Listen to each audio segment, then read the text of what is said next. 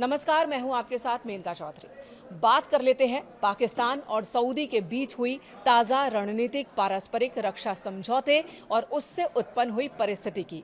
17 सितंबर को पाकिस्तान के प्रधानमंत्री शहबाज शरीफ ने रियाद यात्रा के दौरान सऊदी क्राउन प्रिंस मोहम्मद बिन सलमान के साथ एक डील पर हस्ताक्षर किया।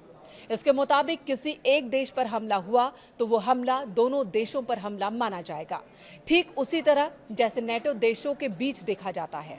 ये समझौता ऐसे वक्त में हुआ है जब हाल ही में कतर की राजधानी दोहा में 40 इस्लामिक देशों का शिखर सम्मेलन हुआ और उस बैठक में नेताओं ने इजरायल की ओर से कतर में हमास लीडर पर हुए हमले के बाद नेटो जैसा एक सैन्य गठबंधन बनाने की मांग की थी।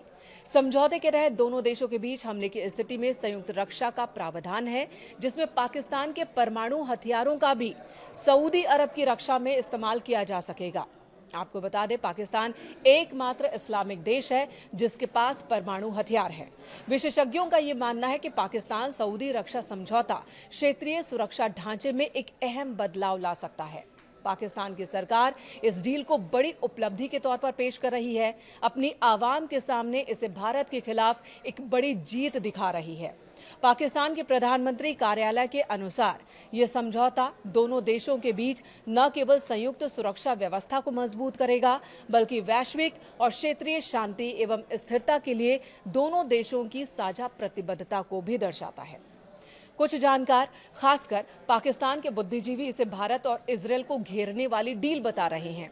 वहीं इजरायल की ओर से भी कहा गया कि यह समझौता भारत और इजरायल की वजह से ही हुआ है। वहीं जानकारों का क्या कहना है, ये भी आपको बता दें। जानकारों की माने तो इस समझौते का असर भारत पर कम ही होगा।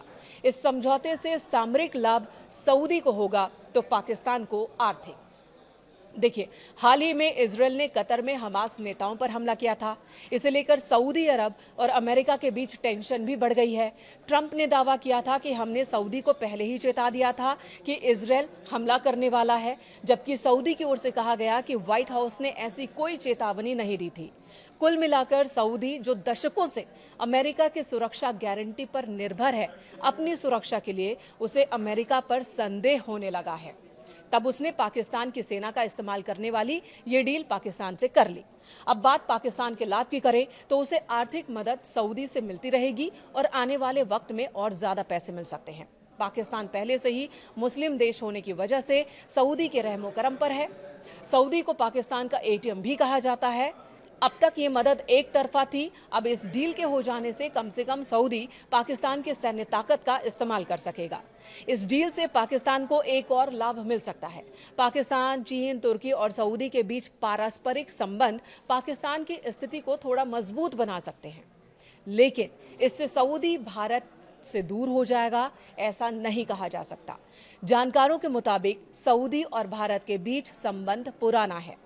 आतंकवाद के मसले पर सऊदी भारत के साथ लड़ने को संकल्पित है और ऐसे में भविष्य में अगर भारत पाकिस्तान के आतंकी ठिकानों पर हमला करता है तो ये डील पाकिस्तान को बचा नहीं पाएगी। भारत ने कभी भी पाकिस्तान पर आक्रमण नहीं किया, बल्कि भारत की कार्रवाई जवाबी रही है। ऑपरेशन सिंदूर, सर्जिकल स्ट्राइक, एयर स्ट्राइक इसके उदाहरण हैं। इन सभी मौकों पर भारत को पूरी दुनिया के साथ सऊदी का भी साथ मिला है। बहरहाल, भारत की ओर से आधिकारिक प्रतिक्रिया आ चुकी है। भारत के विदेश मंत्रालय के प्रवक्ता रणधीर जायसवाल ने कहा कि हमें पाकिस्तान और सऊदी अरब के बीच स्ट्रैटेजिक म्यूचुअल डिफेंस डील पर साइन किए जाने की रिपोर्ट देखी है। हमने सरकार इसके निहितार्थों का अध्ययन करेगी, यानी कि इसके अर्थ क्या हैं, इसका असर क्या होगा, इनका अध्ययन किया जाएगा, चाहे वो भारत की राष्ट्रीय सुरक्षा से जुड़े हों या फिर क्षेत्रीय और वैश्विक स्थिरता से। सरकार भारत के राष्ट्रीय हितों की रक्षा और सभी क्षेत्रों में व्यापक राष्ट्रीय सुरक्षा सुनिश्चित करने के लिए प्रतिबद्ध है।